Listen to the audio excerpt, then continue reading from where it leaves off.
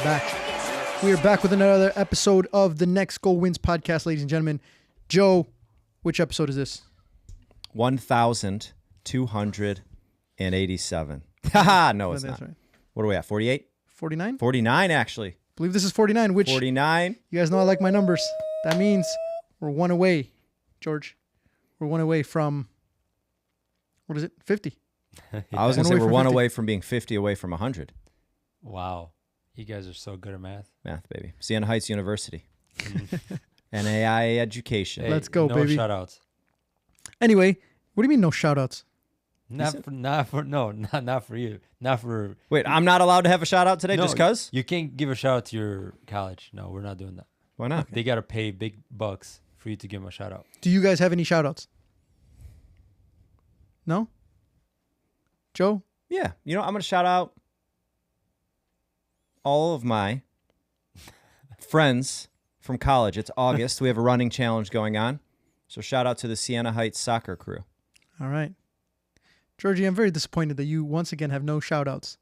There's probably a lot of people that appreciate and respect you and look up to you, and you can't even think of a single one to give them a shout out to. Nobody cares about me. Anyway, one big shout out. One big shout out. This is a first in the history of the Next Goal Wins podcast. We had a jersey swap.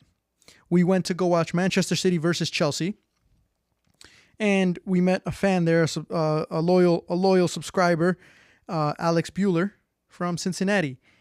Not only was he kind enough to meet up with us and say hi, but he gave us his jersey from Cincinnati Elite. All right, and he even signed it for us on the back there. So huge shout out to Alex.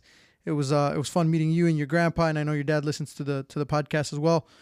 So wanted to show this, but we're gonna make some changes with the set back here somewhere, and we'll hang up your jersey, man. So it'll be part of the Next Goal Wins studio from now on. So round of applause. Thank you. All right. So that's a shout out. Can I have one ask of Alex? Of course. Alex, my one ask of you is when you do become rich and famous and a professional footballer, please do not forget about us. That's all I had. Yep. Good man. The next thing we'll move on is we do have a fantasy Premier League going on this season. So if you guys want to join that and compete against myself, Georgie, and Joe, go ahead and do that. We will leave the link to that in the description of this video. And we have it, basically everywhere. Joe's doing his usual pointing there. Just for you guys right here. Or maybe there. Maybe here. Maybe there. Who knows? Maybe there. It's somewhere. We'll put it somewhere. But make sure you guys go ahead and join that because the season starts in a few weeks. We want to see how big of a group we can get and see if you guys can beat the three of us. Because obviously we're the experts. I mean, I'm the expert. Joe and Georgie are going to be in probably the last few places in the relegation zone. While Coach Javi is you do realize we're talking about Fantasy Premier League, not about setting up cameras or microphones. Yes. Okay. Just want to make sure. But still. Anyway. The group's growing. We're up to 8. We got a few people in the group. So make sure you guys go ahead and join that. So pre-cap for today. We have a couple different things. The pre-cap is we'll start with some transfer news. There's some big ones that just hit the news today. We'll talk a little bit about the preseason match that we just watched. We just did a live. Make sure you guys are subscribed to the channel because we do some lives for games. And obviously when the Premier League starts up, again, we'll do a lot of lives for some of the big games there. But we did one for Real Madrid versus Chelsea. Real Madrid winning 2-1 final score. We'll talk a little bit about that game. The addition of a new segment onto the channel by none other than Joe Deneweth, aka Drips, baby. That's his. What's your at? Drips. But it's spelled all funky. DR1 instead of an I. PS. All right, love that. Or you can find it in the. It's in the description. Description. Yep. Yeah. So, we've been recently doing a segment where we do sports cards trivia. So Joe will tell us, or will ask us what we think the value of a specific sports card is, and me and Georgie try and guess it. I think we're who's are we 1-1 or am I up? I won one. I won did? the first one. You won the second one. Yeah. So 1-1. Okay. 1-1. Maybe that's the score we need to. I don't know if you can do the scores on the screen, but no, we can't. No, can't. We're not on that level yet. No. One day. But so we'll do that. Want to do the VAR room because we haven't done the VAR room. The VAR room is not always tied to VAR. The reason I call it the VAR room is something that we missed that we go back to and just talk about it. Basically, just anything around the world of football, really, is what it is. But most of the time, it just ends up being VAR room. This time, it is not. It's got to do with a specific coach out there who is out of a job. Maybe it's Coach Javi. Could be. And then we have the fun fact section, which that's a staple in the podcast. We can't ever leave the fun fact section. I got a good one for us today, too. I feel like that's a fan favorite, this fun fact. I like that. It's good. It's a good segment. So we'll get straight into the transfer news then. So, Georgie, fill us in on the transfer news that it's hitting the world today. So we have, obviously, the past 2 days, really, Conor Gallagher going from Chelsea to Atletico Madrid for roughly $40 million. Then we have Julian Alvarez going to Atletico Madrid as well from Manchester City for about, 95 million overall. So it's 75 million up front. And 20 add-ons. 20 add-ons. Then what was the third one? There's one more, right? It's the player from Atletico Madrid. They're going to Chelsea for going 35. to Chelsea. Yeah. I keep forgetting how to pronounce his name. I don't want to pronounce it wrong, so I'm just saying. But he is a striker who is a young striker going to Chelsea, which a lot of fans are a little confused about it, considering he was $35 million, which is not cheap, considering how much you've already spent. It's cheap for Chelsea, though. It's like cheap. They're like, oh, discounted player? Right, but you already have quite a few forwards, and you already have It's true. Mark Gui, who is new there, or who's young, who's the forward that you've brought in to develop to eventually start, and now you're bringing in another guy who's in the same spot. You also have Nkunku. You also have, who else do you have? Jackson. Yeah, Nicholas Jackson. So, And you're trying to bring in, or they wanted to, Victor, but obviously that's collapsed now just because of everything going on. So pretty much Atletico Madrid and Chelsea, for the most part, swap Conor Gallagher going one way, and then they're bringing back the young striker. So those are the big moves. yeah, and it was can you imagine how complicated a move like that has to be when you have to? It's complicated enough to do a transfer, right? Because you have so many different parties that have to all agree. But then on top of that, to do that with 3 players. So the whole transfer relied around Conor Gallagher, Julian Alvarez, and the other guy. I can't remember how to pronounce his name. The crazy part to me with all this, obviously, I think it's great for Atletico Madrid. I think Gallagher and Julian Alvarez are perfect for their system, just in terms of their work rate and everything. And I think Diego Simeone is going to be an amazing coach for them. But Manchester City can sell their backup striker for $95 million. How many other clubs can even come close, can sell a player for $95 million, let alone somebody who you would move around and play as people were hurt? Yeah. Now, does City go and replace him? Or do you think they move forward? Well, here's the brilliant thing about Manchester City. Not only are they going to go and replace him, but they will replace him with multiple players. Mm-hmm. They have a good enough scouting system. They brought him in for $17 million. That's wild. $17 million, and now they're selling him for 75 or 95 in total with add-ons.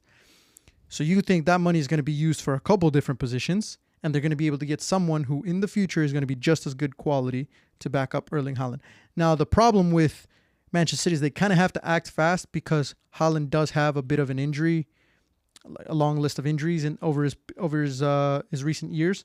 So Julian Alvarez, who was supposed to be the backup for Haaland, actually ended up spending a lot of time on the field. He was one of the players at Manchester City who played the most amount of minutes. So that's why people were surprised about him wanting to leave or saying he'd be open to moves, because he did get so much time. However, you guys know how Manchester City works. Just because you played a lot of minutes last season definitely does not guarantee that you play any minutes the following season. Yep. And all that escalated quickly. Yeah, that was a quick one. But Omarodium. Is that his name? Is Is that how you pronounce it? Let me look, because I think it's important that we... So, Samu Omarodian. That's the forward that Chelsea have gotten in that deal. So, yeah. I always forget his name. I don't know why I keep forgetting his name. But the interesting thing with all of those transfers actually is the fact that Liverpool, you heard some rumors about Liverpool potentially were interested in Julian Alvarez. Why did it not work out with Liverpool? Just City are now willing to sell to a rival. Simple as that. To a close rival. I think Julian Alvarez would have been amazing at Liverpool. Obviously, I think Julian Alvarez going to any team makes them turn out a level, but it would have been what a signing that would have been. But obviously, City, Liverpool, they would never. Which is interesting because they did sell Zinchenko to you guys and Gabriel Jesus. I mean, we talked about it earlier. I think that was like the last straw for them because once that happened, all of a sudden now they have a contender. Yep. That prior to doing that, it was like, imagine if Arsenal didn't have them over the last few seasons. Obviously, I don't think we'd be where we're at. So I think they made a decision of we're not going to try and bring some of those teams up with us.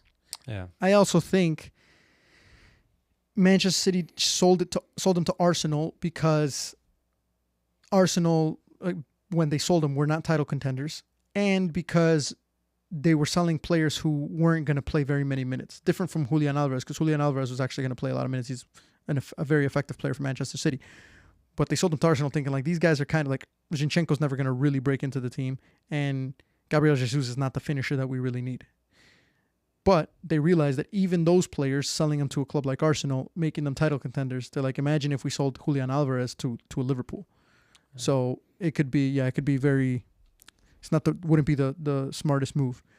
And I think when you look at the negotiations, it actually makes sense that they would raise up the price for Atletico, because they were probably telling Atletico, if Liverpool had any interest, they were saying, look, we could sell him for this amount of money to Liverpool, who's going to be willing to fork it out, this amount of cash, or we could sell him to you. We prefer to sell him to you because obviously that's not a direct competitor.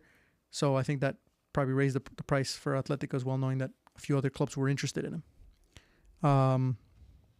So that's the big one. We'll see. It looks like it's pretty much done, confirmed flights.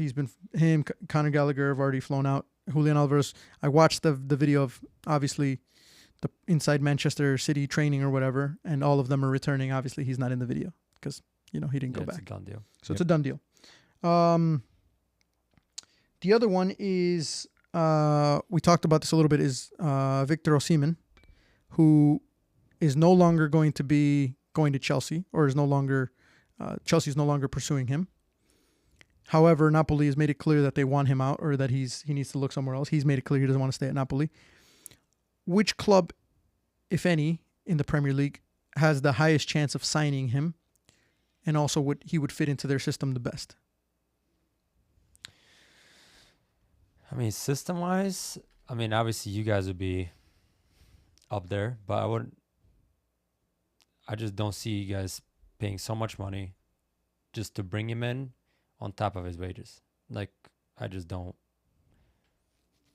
The amount of money he wants, and it wouldn't make sense. Like, I think Arteta, like the way you guys have everything structured now, compared to how you guys do your transfers, it's so much better than what it was. This would be a signing that you guys would have made like 5 years ago, and you guys have been like, take all the money, we'll put you in a 5-year contract, and you can do whatever, like, and you taking that big risk because you kind of have to, because you're now where you want to be, so now you got to take bigger chances. With Arteta, I think the team is built and the team is sold together, so if you bring in somebody on a huge amount of money, it would disrupt kind of the locker room if he wasn't a lot more money than everybody else. Obviously, the wages that I've seen that he wants is over 400, K, and that's insane. So if you're gonna put him on that, and your Odegaard is 300 maybe, I don't even know how much, to be honest. But imagine he comes on and then you put him on top of Odegaard, then becomes the tension within the locker room just doesn't make sense. Plus, we already signed Calafiori. Yeah. Yep. And we're looking at getting Mikel Merino. I don't know whether they're going to be able to financially spend on someone. They might get another player around the same price tag as like a Mikel Merino, like that type of player, but I don't think that they're going to be able to afford someone like Victor. He's going to go over 100 mil. Yeah. And even I agree with what Georgie's saying in terms of like disrupting the locker room. And The only way I could see us bringing him on is if him and Arteta speak and Victor talks about like how much he wants to join Arsenal. Because from what it seems like to me, if you don't want to be a part of, like if you are not actively, I guess, seeking out like being a part of what Arteta's building, he'll go find someone who really wants to be a part of the what's going on, you know? Even like the interview, like the first meeting of him and Calafiori, how excited Calafiori was to be there. You can tell that Arteta talks with people and it's like, you can only come if you really want to be here. And I think of Vlahovic and how we moved on from him because he wasn't really about like, I really want to be a part of Arsenal and what they're building. So I said, okay, fine, we'll go without a striker. And I also don't think like if we got a striker, would it help us? Yes. But we didn't lose the Premier League last year because we didn't score enough goals. We lost the Premier League because we couldn't keep out enough goals against some of the better teams and keep City or Liverpool and keep clean sheets in those games. So I'm not too opposed to us not being desperate. If this was FIFA, I would say like, yeah, go get him. But I would be a little bit worried because I don't want to get to the end of the Premier League season, get so close to winning and say we didn't win because we just didn't score enough goals or did not score enough goals, but we didn't have that striker who could take us over the top. Like Erling Haaland comes into Manchester City and scores, first season scored 30-something goals. Mm-hmm. Second season still won the Premier League. He still won the Golden Boot second season, and he was out for half the year. So imagine if Arsenal had somebody like Erling Haaland. I think there's a few different players that we could get that would help. Maybe obviously it wouldn't be the same as him in terms of like the ability level, but they would be just enough for us to win the Premier League. And if we got Calafiori, Mikel Merino, and a solid striker, we basically have no more holes within our squad. Yeah. So I think that gives us the best chance. But I do think that maybe they're going to say it's just a little bit out of reach right now. And we're getting close to the window being closed. Where does he go? Like, I'm starting to think, where does he really land? Because from a wages standpoint and a fee standpoint, I don't think many people can afford him. City won't want him. I mean, I say that, but maybe they will. I don't know. Watch them. I mean, they could use the money they just sold for Alvarez to get him. I don't think it would make sense. I don't think he'd want to necessarily. They're too similar. Yeah, him and Haaland. Yeah, you're not going to play both of them. Chelsea is one of the other ones who normally spend. Newcastle can't really spend because their fees are so tight. Yeah. Where does he go? And he said he wants to come to the Premier League, right? Chelsea would have been the only one. And that's only because the Lukaku situation. Because Lukaku would have went the other way. Yeah, and it could have gotten him for a cheaper. And then it would have kind of Lukaku would have went for, let's say, 45, 50 mil. They would have bought him for 100. So pretty much 50. And then we pay him the wages. Which at Chelsea, he would literally, like, Chelsea struggle to score goals. So he'll be one that he'd be perfect. It kind of works out for them, especially with a new manager that can work into everything. But Chelsea have pulled out. So yeah. But I think that's it for the transfer rumors and what's going on in the transfer windows right now, which surprisingly, this has been a pretty good transfer window. There's been a few decent moves. And you just get that feeling that there's going to be a few more big ones. Osimhen's going to be one. You've got Chiesa out there still. Like, there's still a lot of great players. Chiesa is a weird one, man. 15 million. That's what Juventus want from him. 15 million is. I just think he's not very consistent, and he's got some games where he just. But 15 million. Yeah, that's like take a risk on him. Like you might as well. Like he'd be a squad player. He'd be perfect for us, I think, as a backup to Saka or Martinelli. Yeah, or something like that. There you go. So for 15 million, I'll take it. We'll see, because Thiago Motta said he is not in his plans. It's crazy at that level. It's cutthroat, man. They just told him, like, don't show up to camp. Start figuring out what it is that you want to do because you're not part of our plans. Him and a few other players. It's insane. So Weston McKennie was one of them, I believe. Yeah. So he's out as well. I don't want. Listen, Weston McKennie, stay as far away from Arsenal as possible. All right, cool. Let's move on to the preseason match that we just watched. So we just watched Real Madrid versus Chelsea. Another slightly disappointing performance by Chelsea, would you guys say? I mean, yes and no. I guess yes, because they only scored one goal and they gave up two and they continue to turn the ball over. But if you look at all of their games, you can argue that Real Madrid is the best team that they've faced. And that's the team they gave up the least amount of goals to. So that also might show progress. Like if I'm a Chelsea fan, I'm trying to find that progress where I can. And like we talked about a little bit on the live, I think they look good going forward, that as long as they can cut out some of these just simple errors in the back in terms of either turning the ball over or not clearing, they can put themselves where they're challenging for a Europa League or even potentially Champions League spot. But where do you see them, Georgie? I think Chelsea need to, if Maresca wants to play that style, he needs to forget about strikers or midfielders and concentrate on getting a legit center back that can play, that's really good on the ball, if he wants to play with that style. Because 4 preseason games that we watched, they try to do the same exact passing patterns, center back to center defensive mid, and whether it's the center back or the center defensive mid, whoever's at fault, it just breaks down. And that's how they conceded 2 goals against Man City in the first 5 minutes. They should have conceded 2 in the first 5 minutes today. Mm-hmm. They conceded 4 against Celtic, which Celtic were 2 weeks ahead of Chelsea in preseason. So, and he came out a few times and he has said, like, we play okay, we play good, but we make those mistakes.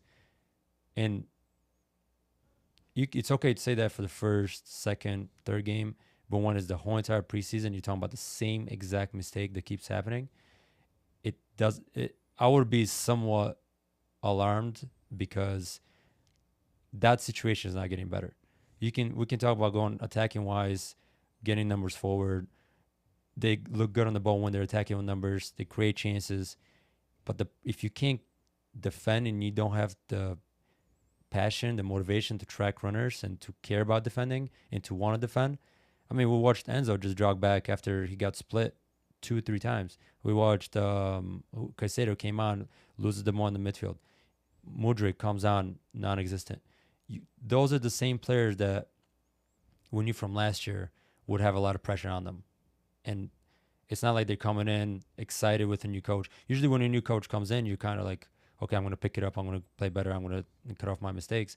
They're coming in and they don't look worse. They just look the same. Mm-hmm. And that's what's alarming. So I think Chelsea, they keep signing these okay players and possibly really good for the future. But you need results now because at Chelsea, you need to produce at the moment. Otherwise, as a coach, you're out. So if I was Maresca, I would be slightly worried just because of those mistakes, especially when it comes to the Premier League.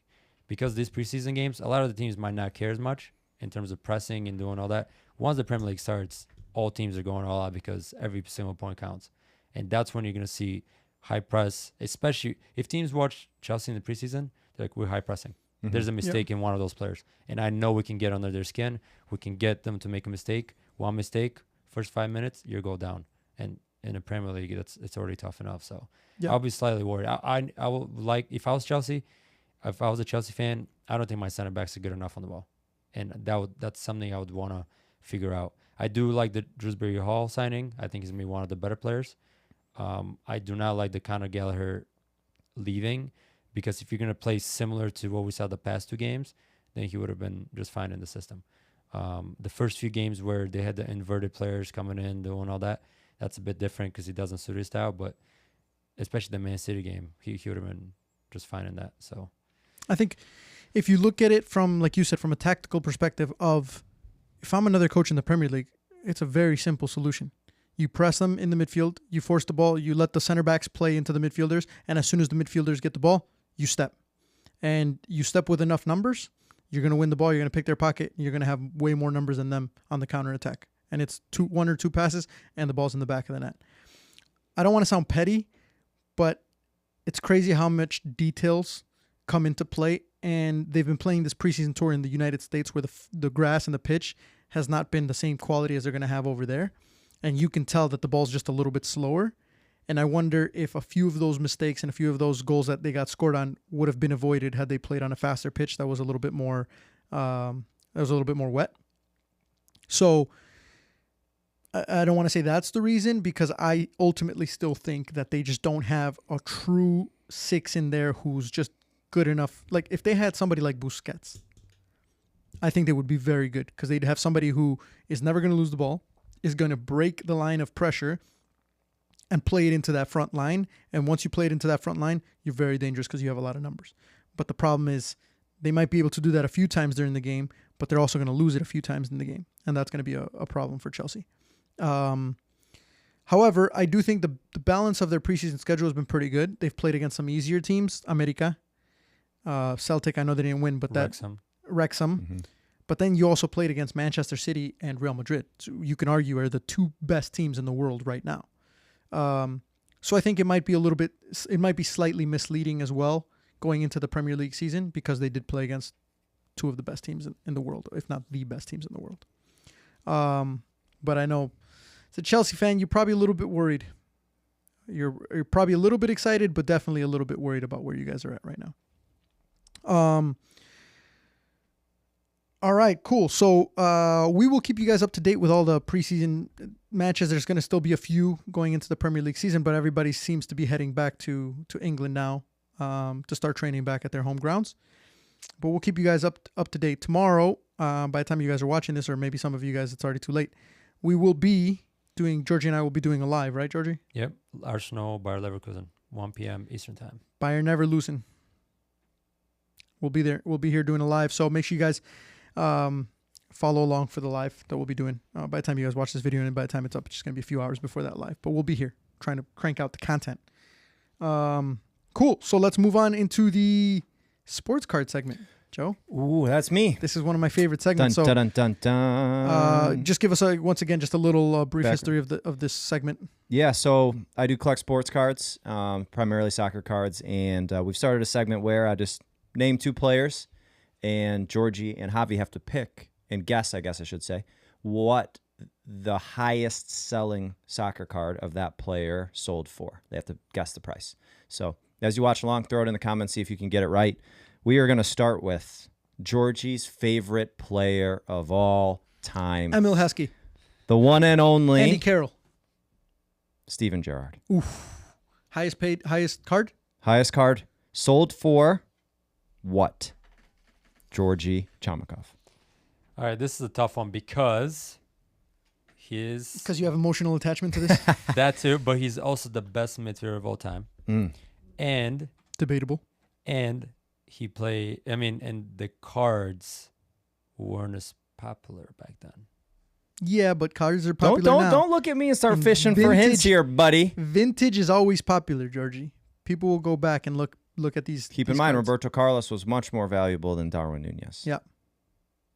Yeah, but the one previous to that was... Casillas was much more valuable than Darwin Núñez. All right, everyone was more valuable than Darwin Núñez. All right.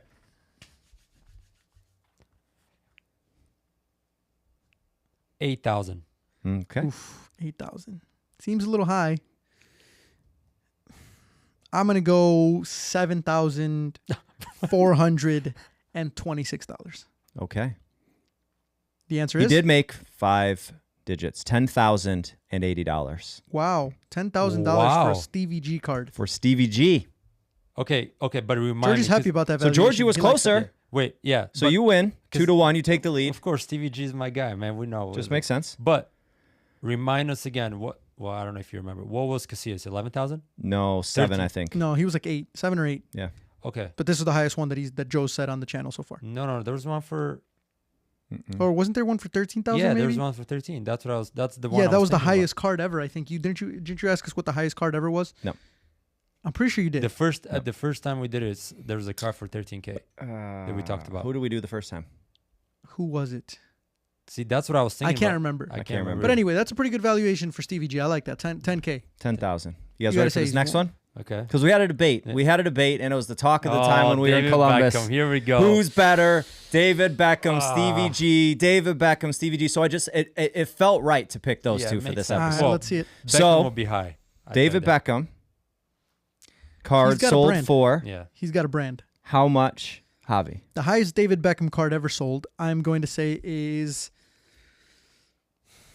$9,256. Very specific. You To be just- terrific, you got to be specific. Yeah, but I so said I he's got a appreciate the brand. specificity. Yeah, you just told me. So you made it seem like Stevie G doesn't have a brand. No. David Beckham But has but a you're brand. also saying Stevie G is the best midfielder. He's close to being the best Yeah. midfielder of all time. Where we were talking about Beckham. First of all, don't even start, because I never argued that David Beckham was the best midfielder. I said no. I I'm said just saying he's in you're the conversation. He agrees with you about Stevie G. I'm just saying, when you have that conversation, Stevie G is one of those that you argue could be one of the best. Yeah. So he's ahead of Beckham in that sense. Yeah. That's why I don't value Beckham as much. The difference is, though, Beckham has a much bigger brand. So I think in this weird sports card trading world, that probably matters a big time in terms of. So what's your guess? What'd you say? I said 9,000 something. 9,256, I think I said. Something like that. I thought you said 9,556. All right, 9,556. Okay. 9,000.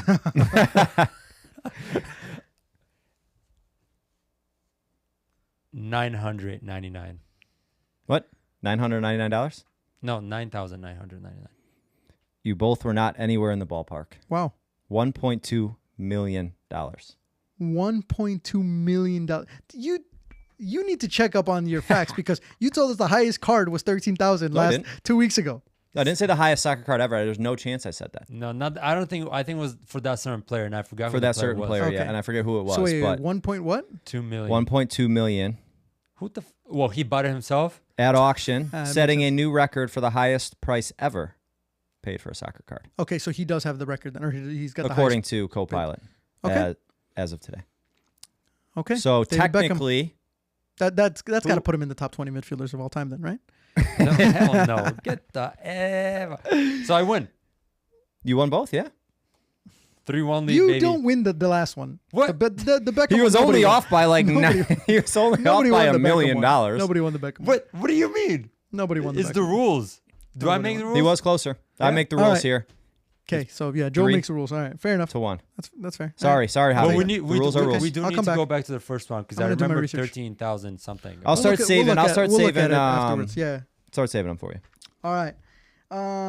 Okay, cool. So let's move into the VAR room. I have a some interesting information. Do you remember recently there was an article that came out that said Jurgen Klopp said he was done coaching, and he said as of today, I'm not going to coach anywhere. Remember that? That's not. Yeah, it was fake news. It was fake news. It That's was- why I wanted to bring it up. It was. Yeah. Well, it was. It's not that it's fake. It was misquoted. It was misquoted. Yeah. Yeah. So the Well, they like cut. They had the right words, but they cut out the context of Yeah, it. they So cut it out was context. literally just like So this was the original context. He said, as of today, that's it for me as a coach. I didn't quit on a whim. It was a general decision. I've also coached the best clubs in the world. That's the quote that came out originally. And everybody's like, okay, he's done. However, he did say, at the moment, there is nothing at all in terms of jobs, no club, no country. Let's see what it will look like in a few months. And then when he said that quote, he also said, but maybe we can talk about it again in a few months. again. I'm telling you, And he said, USA. I still want to work in football and help people with my experience and context. Let's see what will happen. So if he's only, how many months out of retirement is he? 4 months? 5 months? Yep. Somewhere around there. If he's only 4 or 5 months out of retirement, well, when the season ended? Yeah. May? Yeah. Is it May or June that the season ends? May. So if it ended in May, June, July, August, 3. Yep. He's 3 months out. And he's already thinking about what will happen in the next few months. I don't After think his original stance was, I'm done coaching. He pretty much said he made it seem like, as of right now, I'm not coaching anywhere else. No, when he said he was done, he said I'll never coach again in England Yeah, in terms of like the Premier League. I'm never coaching in the Premier League. He might have said the same thing with the Bundesliga. I'm not sure. I don't know if he said that. But I know for League sure the for sure. Premier League, and he left it open to potentially come back. Yeah. I'm just saying now And- I feel like now he's starting to give us some hints of like, we'll see. I Whenever think you say, he was always gonna come back. Yeah. yeah, but originally a lot of people were saying he retired. A lot of the news were like, oh, Well, basically about this announcing, quote or just the first time, basically no, announcing no. his retirement. Yeah, I don't think I normally agree with you, Javi. I disagree with you. Really? I'm going to take No. Georgie's side here. Yeah. That's what I felt like. That's the No, he was just leaving because he was just tired. Like he's just done with it. And then after a year, he's like, we'll see where that goes. Yeah. However, I don't think he coaches. You think he's gonna do like an ambassador role or something? I think he's gonna be. Well, he's already an ambassador for Liverpool now, like for the Liverpool Foundation or whatever. Mhm. But I do believe he's gonna be a sports director or Something like that. Something where he's not a coach. He's just more of a up there in terms of like the phase of where it's just transfers or helps out the club and all that stuff. Do you think he would prefer to go club, or do you think he would try and go? country? I think he would go to Borussia Dortmund and be the sports like I can see that. director or something like that, like high ups. I can see that. I can see Back that in too. Germany, back to a team he loves, away from the English media and all that stuff. Where was he before Dortmund? Stuttgart, right? Mainz. Was it Mainz. Mainz? Okay. Do you think he has a higher chance of staying in the coaching world if he takes a national team job? He obviously turned down the United States men's national team. Was never really linked to England, was he? Or like there was never any official reports of him having any contact with the English FA. I think the media made it that way, and then when he was asked about it, he said, "No way, like I'm not." Germany right now has a coach that they're not gonna sack just yet. But do you think he would prefer to go to a national team over a club somewhere in Germany or somewhere else? I don't see him going anywhere else in Germany unless it's Mainz or Dortmund, and I don't know if he would even. I don't think he would want to tarnish what he's built at Dortmund. Mainz is a bit different because he took them up, then they went back down, then he took them up again. So maybe he wants to like rebuild the whole, but that's a lot of work. Yeah. England, I don't think he coaches in That just lowers his percentages of like his chance. Like Bundesliga, no. Premier League, no. So now you're stuck with Spain or Italy. And no offense, but Jurgen Klopp doesn't strike me as the guy who wants to go to Spain or Italy to coach. Italy maybe a little bit higher, I would feel like. But Spain is hard. Because Spain, that's a whole different animal. Yeah, that's a whole different animal. Yeah, It's almost like you'd prefer to have like a South American going to Spain, or they would have a higher preference. I think Germany makes sense. I Like still national think team. think the U.S. I don't know why. Joe's holding on. I do. I am holding To the on hope. Well, it's one of those things where we also still haven't named anybody. Maybe that's because nobody wants the job also. But we're in no rush. Mm-hmm. Wait, see what he says in a few months. If he says revisit this in a few months, we will talk to you in a few months, good sir. But the difference is, though, I think he completely just said no to the U.S. Yeah, job. the fact that he didn't even have conversation, the fact that he like politely declined the invitation to have discussions shows that he's not like. Or I could see us coming because again, the people who run U.S. soccer are the people who've run U.S. soccer. So you have to understand how they make decisions and how I could see us going to him. Yeah, we want you in right away. And he's like, I don't want to come in right away. So no, go away. Where if it was like, hey, we really want you to come in and build something here. We know you're on a timeline. Would it be something now or in the future you could be open to? Like, let's keep that offer on the table. Like if I'm him, if you have ever thought about coaching a national team, you have a pretty, in my opinion, low stakes environment to do it. Because as long as you get out of the group, you perform like we normally do. Because we get out of the group and then we lose. So as long as you do that, no one's going to think you ruined anything. But at home, Klopp is known for getting a lot of people rallied around a specific cause. That at home with the World Cup, even if it's just a year run up, people hearing Klopp talk, like I don't know if you guys see the Tennessee Titans coach interview about like how he's a huge Jurgen Klopp fan and all these things. Like you think of like to me, Jurgen Klopp is very similar to our good boy Ted Lasso over here in terms of like how people here at least look at him.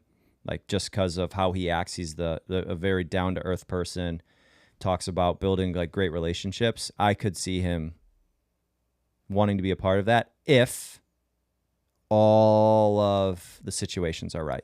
And he's in a position where he can say, if all the situations aren't right, I don't do it. But I think if the United States were smart, they would do that. And I could also see him doing it and coming in and being kind of like a coach for a short period and then elevating to some type of either director role to be in charge of setting everything up from there and teaching us how to play the game the right way or a much better way than we play it now. But who knows?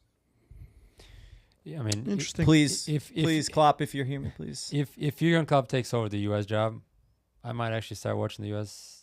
play. Might? Depends on what Klopp says. If he says so, I will. All right, but we'll see. I think you're still a little bit. You're still reaching here a little bit. I'm Joe, for sure reaching. It's German national team or sports director or something of the sort for me. I could see him wanting to do that. That's a little bit less. I wouldn't say less stressful because read what he said towards the end. Those were the only quotes he got. Yeah. Oh, his contacts, like he wants to influence with using his contacts and stuff like that. So it makes sense. It makes sense. A little bit less stressful in terms of like I think the problem for him, I think, was all of the pressure from the media and just being you're the guy in the middle of the spotlight. I don't think he liked that. I think naturally at press conferences and the requirement of all that. I think he as a natural competitor, all these coaches, they want to be somewhere where they're competing for something. Mm-hmm. And so you put them in a sports director role or whatever, they have a lot of influence still, sometimes even more than the coach, without the spotlight being directly on them. So I could see that. I could see your and also towards the end of the Liverpool, so this about like the situation between Michael Edwards, who was the transfer guru at Liverpool in the beginning when FSG brought him in, him and the coaching staff didn't really see eye to eye because he wanted to bring certain players. The coaches wanted different players. So then Michael Edwards left, and then more of that like transfer stuff was left up to Klopp to like do whatever he decided to do. Then brought in another sporting director from Germany who was a close friend to Klopp. So I do feel like he would enjoy being like the transfer, like figuring what players fit, working with the coach and bringing them in. So, and he has all the contacts and the pool. So imagine Jurgen Klopp calls you, hey, come to Dortmund. You'll be there. So I can see it. Yep. Well, we'll see. We'll find out. U.S. though, I feel like is getting close to wanting to announce a coach. I don't think they're being super patient. I think it's clear that they've been very aggressive in their approach to reach out to multiple people. Whether they've gotten pretty far or not with some of them, I don't know. Thierry Henry has taken France to the Olympic gold medal match. And if he wins, you got to think that might be very attractive for U.S. soccer. So I wonder if they're also waiting for someone who is going to win an Olympic gold medal and has shown interest in the job previously and has MLS experience, knows the culture, knows the people, respectable, ticks all the boxes with him winning gold. I think even with him getting silver, but with him winning gold, I think it really ticks all the boxes. That was the only box that was left to tick for Thierry Henry was proven results as a manager. Hey, obviously I'd love if Thierry Henry was our manager as well. Would you though? Yeah, I would. Falls for, tree he falls from. Think about his past coaches.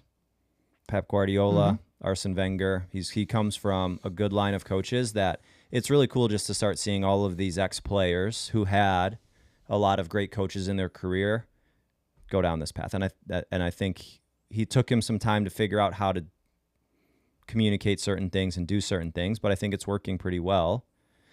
But this is the first time that it's actually working though. Yeah.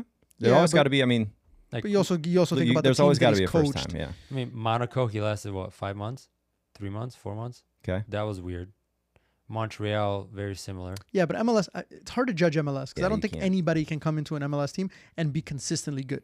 You can Go win put the Messi cup on the or team you can and win you- 1 year. Yeah, but MLS, I mean, if you're talking about like success in the MLS, you just hire Bruce Arena again. I mean, it's what they do. I know, but that's what I'm saying. But nobody wants that, right? So I just think him doing this with France is going to be like, okay, you guys wanted some results as a manager. That definitely puts him on in a national team. Yeah. Yeah. So, cool. All right. Well, let's finish this off with the fun fact segment. All right. Hopefully Joe hasn't been peeking here. Whoops. Okay. Fun facts. Okay. This one is a basic one. I'm just going to ask you one question. I'll tell you the teams. Okay. Highest score ever in a match. All right. Was in 2002 in the last match of the Indian Ocean Islands League Championship. Stade Olympique El Emirne. Obviously, I don't know how to pronounce that. Versus AS Adima. We got to pick the score. What was the score? This is the highest scoring football match ever? Yes. Recorded at least. And we just need to say total goals or what? What was his final score of that game?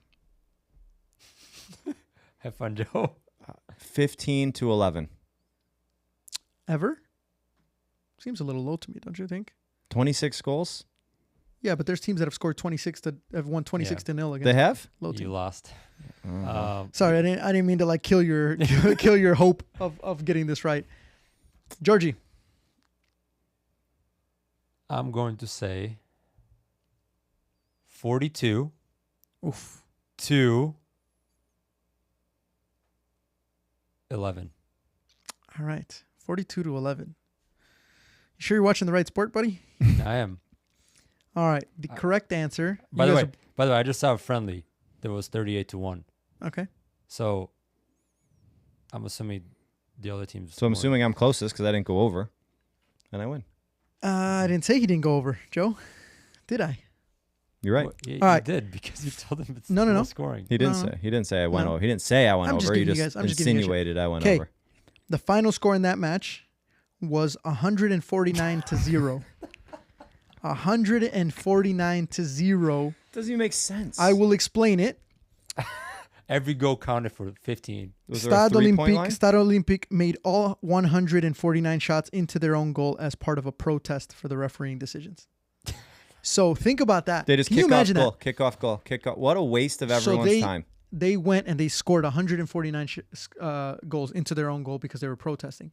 My question to that is, as a referee, as the other team, as like just the general association that's watching this happen, how do you let this go on for 90 minutes? Well, what are you going to do? If you're the other team, are you going to go stop them? No. But at some point, even if I was the other team, I'd go to the referee. I'd go to and say, "Hey, I would go get a goal myself. like this just doesn't look Pass it good to me. for Let us." me get. Yeah. So I wonder. All own goals? That's what it says. I made all 149 shots in their protest. It's literally like somebody who just quits. So in I FIFA. wonder if I'd assume, I don't know. We should look into it, but I'm not going to because we're in the middle of the podcast. But I'm saying like maybe the game was already going on for, let's say, 35, 40 minutes. It was 0-0. And then all the refereeing decisions were going against them. And they're like, you know what, screw this. We're just going to.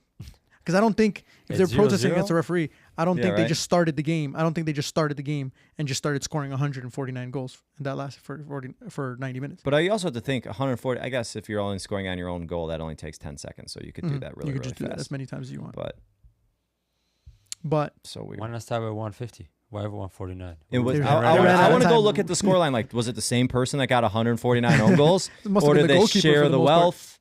Yeah. must have been the goalkeeper for the most part, right? I mean, it could Pass have it been back to the goalkeeper and then, or just put a center back. or the back in. striker just literally just from the kickoff passing it to his own. Like, Yeah. But they did make all 149 shots. So that means chances are they probably didn't kick it from half because they might have missed one or two. So they had to have basically walked it in. I want to look at the box score of that. Anyway, crazy, huh? 149 Georgie goals in wins. one match. And Georgie you're wins only 'cause- off by 100. Yeah, only off by 100, Georgie. Does that make you feel better? Hell yeah. Just like the card, you were off by 900 something thousand, the winners. 990 something thousand, or maybe a million. He was off by a mil. Yeah. 1.1 mil. So, That's crazy. interesting. Cool. So that's it for this one. This is short. Probably going to be one of the shortest episodes that we've done. Yeah. I'm sorry that we just haven't had as much content on here during these podcast episodes because we're in the middle of the preseason. Yep. And as much as you want to analyze and talk about these teams, it's going to change as soon as the Premier League season starts, you know, and especially when not everybody's back yet and people are still on vacation mode, things like that. And transfer window is about to heat up. Yeah. Yeah. I think there's going to be I a feel lot of like- moves here these last few weeks just because there's so many people who are told that they have to move that like Yep. there are clubs who should be going after them to get something. And I think it will kind of start a lot of dominoes. It's almost like a game of chicken. Who's going to move first, which could move. Because, I mean, Isak and like Newcastle has to unload players, Not anymore. right? They don't have to anymore. Because they sold a bunch of players early on. So they're good. Yeah. But So- there are, like you said, there's a lot of people being locked out of their clubs, told to go in Yeah. different directions. So, and I think there's going to be a few more domino effect moves where it's like one guy has to go for the next guy to go and then the next guy to go and then it's going to be like a 3-player transfer. A lot of those with different Spanish clubs. players, I think, were rumored to move. Danny Olmo. He went. Barcelona, Nico, He signed. Oh, did he sign? Yeah. Signed for Barca. Yeah, we we- forgot yeah, we to did. talk about that one. Nico Williams. Like, there's a lot of people who are So, up in the air, so I did not know. no, but Nico Williams, because of Dani Olmo, Yeah, so yeah. is no longer, he's staying at Atletico Bilbao. That's what they're saying. They're saying it most likely going to stay at Atletico Bilbao, extend the contract or whatever. Dani Olmo gone to Barcelona. That one's a done deal. So those are the only other two that we missed. Did you know Still Fabian Ruiz and Marino too on that team to move potentially. Mm-hmm. years ago, Barca, I don't know if you guys remember the Alan Hasevic, like the wonder kid, like 10 years ago. He was supposed to be one of the best players. Like The coming young, up. blonde-haired, long-haired kid looked like Odegaard, kind of. Yeah, Barca gave money and Dani Olmo for him. Wow. And now, Mm. look how Now they spent I don't even know if that guy still pretty plays, penny. to be honest. I mean, he might have a good career in Spain somewhere, but Yeah. Now they're But- buying Danny Olmo back. now they're buying him for 50+ mil more. Crazy. It's wild how some clubs just get it right and some clubs just get it wrong. Yeah. That's the hard part, though. Is like you can never be sure. Some No. of them pan out. Some of them don't pan out. Well, Some of look- them you think didn't pan out, and then eventually they pan out. Odegaard, Xavi Yeah. Simmons. Yeah. Like, Who's staying at Leipzig? Mm-hmm. Well, not staying, but like he's at PSG, but is going Yeah. back to Leipzig. Going back, yeah. It's crazy. and PSG's still buying players. Yeah, well, They bought like two or Neves. three more. They just There's got the Neves. one team Joao who might Neves. buy Victor. And they don't have. They definitely don't have financial fair play rules in France. Because if they did, PSG would be. they have to. It's Yeah. FIFA. It's FIFA, yeah. Is it FIFA? I thought it was Yeah. just Premier League. No, FIFA. No, it's FIFA everywhere. Well, definitely some corruption going on there. Oh, of course, PSG. I wonder how many episodes we're going to be talking about the 115, 116 charges Manchester City has. 116, baby. Well, one charge is out because Alright, they had so to pay the referees. Or 115. They came out too late. First with coming like out late, yeah. 2 million. 2 million. We'll stay on it. We'll stay on top of all that stuff. But that's it for this one. We are going to try and do multiple episodes per week. Probably a sweet spot would be 2. Some weeks that we have a little bit more time, we'll do 3. But I'm also going to be uploading maybe just some quick response videos to things going on in the transfer market, things going on just in the footballing world, things like that. So please, if you haven't already, make sure you guys go ahead and subscribe to the YouTube channel, TikTok, Instagram, Facebook, X. What else? Is that it? And we're making a Spotify, Discord. Apple Podcasts. Oh, and we're making a Discord, Georgie. Yep. We'll put that. We probably won't Yeah. put it on this link, but No, we'll put no. it at some point. I'll make so it you guys can tonight. see it. Yeah, sounds good. Cool. Anything else before we sign off, Georgie? Live today, tomorrow, depends where you are, whatever. 1 p.m. Eastern Time, Arsenal Bar Leverkusen. Joe's going to get off work. He's trying to. Just gonna call in sick. Yeah, that's Joe, what do you got? Fantasy Premier League. Don't forget to sign up. Join us. Link Let's will be in talk the some bio. trash. Let's compete. I joined. Let's have some fun. I'm Thank in you, Georgie Georgie. finally joined after we told him 10 times to join. All right. Yeah. Yep. Join the Fantasy Premier League. Go follow us. Shout out to my boy Alex Bueller from Cincinnati. Appreciate it. If you guys have any jerseys that you want to send to the Next Goal Wins podcast, let us know. We'll do some more jersey swaps. Cool. That's it for this one. We'll catch you guys in the next one.